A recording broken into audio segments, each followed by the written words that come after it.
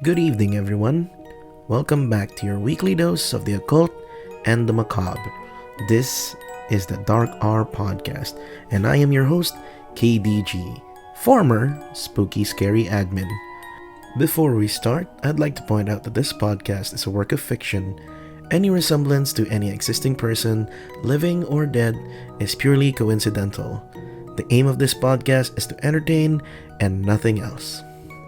Have you ever watched a horror movie and found a character who seems like he knows what the hell is happening? The resident nerd who reads about the folklore and kinda tells the main characters what they need to do? Well, over the years, people around me have constantly told me that I was that guy. Fortunately, we don't live in a horror movie, but all the same, I'd like to help my listeners out just in case they do manage to encounter the unexplained. For tonight's episode, we'll be discussing one of the most common paranormal entities here in the homelands, the White Lady. What is a White Lady? Who is she? Why is she here? What the hell do I do when I see one? By the end of all this, you should have some idea of what to do whenever you see that infamous young woman walking around. So sit back, relax, and enjoy as we talk about the Philippines' very own White Lady.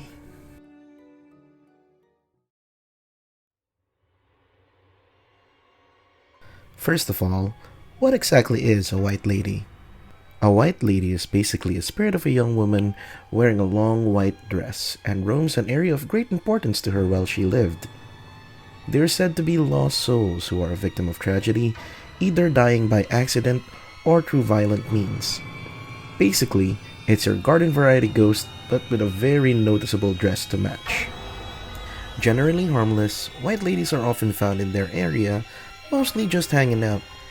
There are several variations of what a white lady might look like, as some witnesses would mention that they were unable to see the face of this young woman.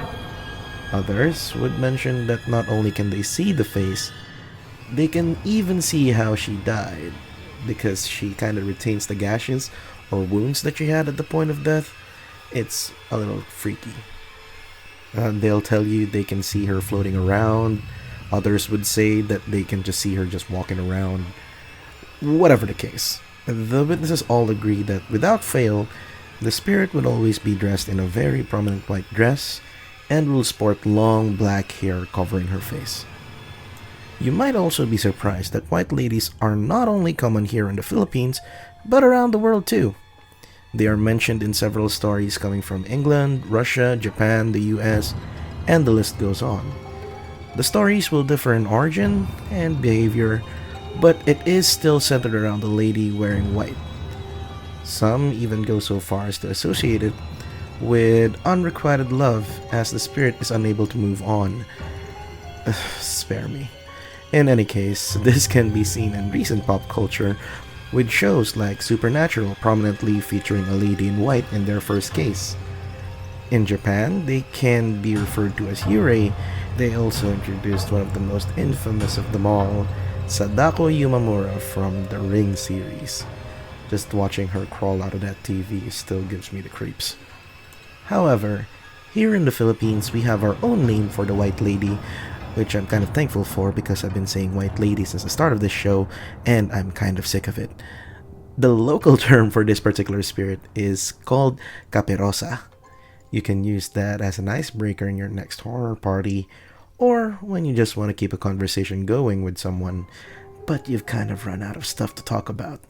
Speaking a little from experience there. But I digress.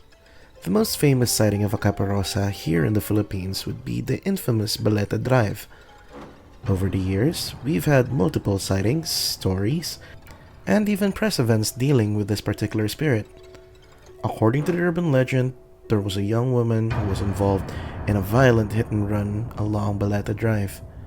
The driver took the body and supposedly buried it under one of the baleta trees along the road. Years later, the body or the driver have never been found. Of course, me being a skeptic would tell you that the word of mouth will only make the story more spooky than it actually is. Over the course of making this particular episode, I've tried to research about this a little bit further. Like I mentioned, there were several ways on how these sightings happen.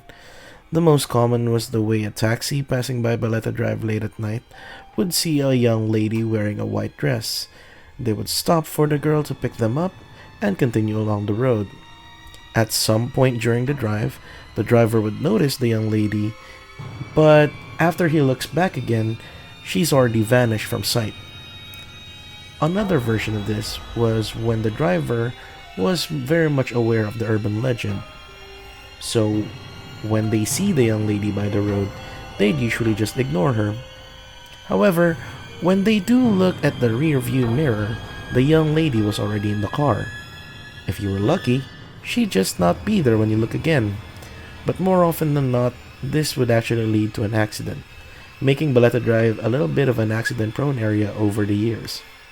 But while you're sitting there thinking, okay, that's just some random road on the Philippines, I should be safe, right? You might want to think again, my friend. A caperosa can also be found in old buildings, most notably old-timey houses or schools. Back in the day, that'd be the running joke in high school because no matter where you were, there was always a rumor that your school was, or is currently, near a graveyard. I've found many stories about white lady sightings in schools. Security guards, students, teachers, and even well-meaning school officials will claim that there's a caperosa in every school. My school back in my hometown had this weird bungalow-type house in the middle of two buildings. We'd use it when we cooked for home ec class before everything got renovated. Anyway, there were a lot of stories floating around that at night, they'd see a girl wearing what looks like our school uniform, which was white by the way, just hanging around there. But when they look again, the girl would vanish. Some say the security guards that do rounds in the school were already aware of the sightings but were told not to talk about it so the students won't get scared. The worst of it was when you had to pass by the little house while moving from building to building. There was this little window where you can just take a peek inside. Some students claimed that when they peeked inside, they would see someone walking around. Others, the unlucky ones, say that there was someone peeking back. So, usually, it's at this point of the episode that I'll tell you that fortunately, we are not in a horror movie and you don't have to worry about any of this. I can always tell you that there's the assurance that things like this don't really happen in real life.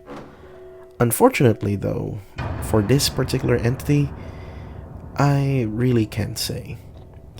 Because for our last case of Caperosa sightings, it's going to be none other than yours truly. And to be clear, this really happened. It's not one of the stories from the vault. So buckle up guys, it's gonna be a ride. I was younger back then. I think I was about 12 or 13 at the time. A young, budding kid who enjoys the paranormal. And that's right, I started young. I was spending time in my family's ancestral home in the province. This was a big old house that already housed about 3 generations at this point. Now, I was always told that there were beings in the house, but they don't really mean any harm. I've always been curious about the stories, but I've never experienced them, even if half my family has already seen 1 or 2 incidents. But like any other scary story, mine took place that night. I was sleeping in the middle room. The room had 2 doors, one that led outside, a screen door, and another that led to the bathroom, which was made of wood, which also connected to my grandma's room. There were 2 beds in the middle of the room that faced the door to the bathroom. One bed near the door that led outside, and the other just next to it. The door near the bathroom was against the wall with gigantic old-timey windows. There were curtains that were usually closed because the window faced the side garden, which can get a little scary during the night. It had this big empty yard with old trees and stuff. It was kind of scary. You had to be there. But I don't really remember where we went that day, but I do remember wanting to turn in early when we arrived. I took a shower and closed up the curtains that led outside. I was already alone in the room at the time, but one of my relatives would be coming in later in the night to sleep on the other bed. So I took the window side bed so I can get up fairly easy to go to the bathroom at night, if I need to. And I remember drifting off. Around, I don't know, in the wee hours in the morning, I woke up to a spine-chilling cold. I'm talking about AC on full blast level cold in a room that was only using fans. And this was summer, by the way. So I opened my eyes and I was facing the window, only to realize that the curtains were drawn. I was lying down, but the full moon was shining brightly enough to bring a bit of light inside the room. I was still shivering because of the cold, and I didn't have a blanket because, again, it was summer. I didn't expect it to be cold. It was supposed to be a very hot night, but I figured it might have been just in a cool breeze from the window. So I was in a predicament then. I had two choices. I either closed the curtains to make it less cold, or just turn off the fan, which was at the base of my bed.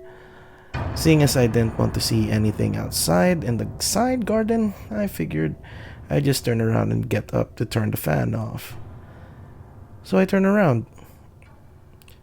Right as I did, my eyes caught a glimpse of a screen door that led outside the room. As I squinted to get a better look, I was looking at a woman standing by the door. She was dressed in all white and she just stood there. Long black hair covered her face, but I could swear that she was staring at me. And all I could do was stare back. I couldn't move, and for the life of me, I couldn't tell if it was the fear or just because it was so damn cold. The bed next to me had my cousin in it, and he was sound asleep. He had no idea that I was just lying there frozen in the next bed, staring at the real-life Caperosa. Just staring at me. Never moving. Never speaking. I wanted to shout or scream or just make any kind of sound, but in my head, this might trigger her into doing something. I was helpless, so I decided that maybe I can just turn back around and face the window. But then I thought that might just trigger her more. So I did the only thing I could do. I closed my eyes. I kind of hesitated before opening my eyes because I had no idea what I'd really do if she was still there. I could just imagine the most horrid things that might happen to me. But eventually, I just breathed deep and sighed to finally just open my eyes. When I did, all I could see was her face, now fixed in a silent scream, just 2 inches away from me.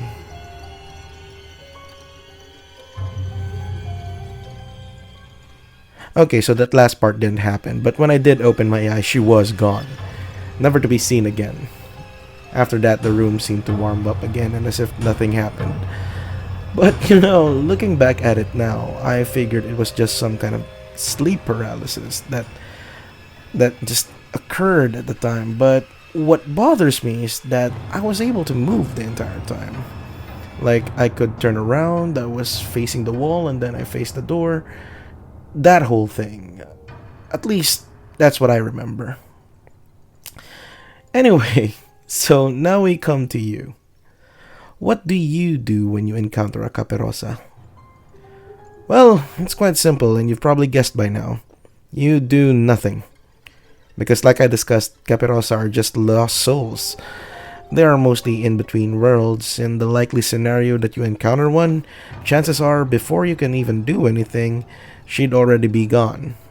So my advice, know your surroundings, be respectful, and if worst comes to worst, you can always just look away. Either way, congratulations. You survived your horror movie scenario. Or have you?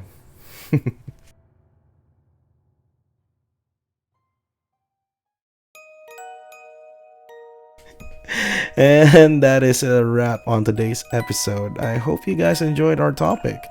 I am very sorry that this came out late. Life just gets in the way sometimes. But trust me, we should be back to our normal schedule this week. I'm still uploading a gaming video on Wednesday, and the next episode of the Dark R podcast will air on Sunday just as scheduled. So if you like the content and you want to see more, you can check out previous episodes of the Dark R podcast here on my channel, and I already made a playlist for it to make it easy for everyone to see. So, once again, this has been KDG for the Dark R podcast saying good night and good fright.